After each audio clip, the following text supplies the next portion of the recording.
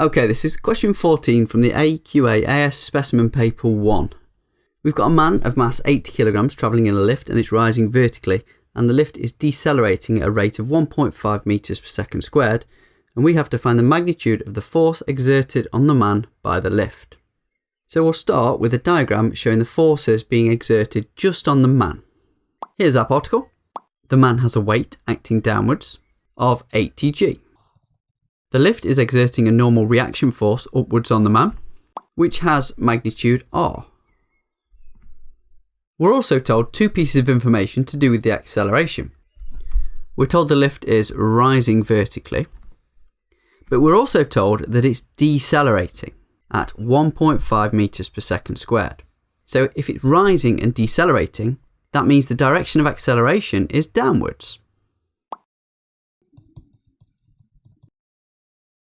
Now that we've got a force diagram, this problem is relatively straightforward.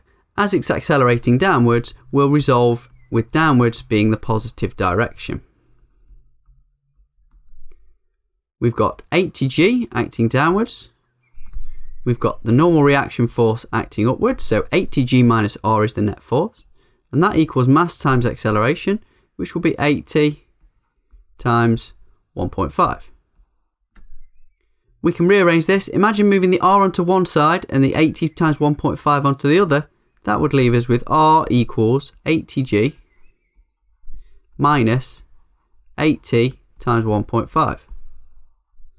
At this point, we're going to substitute into our calculator. Make sure you use the correct value of g though. So the value of g we're going to use is 10 meters per second.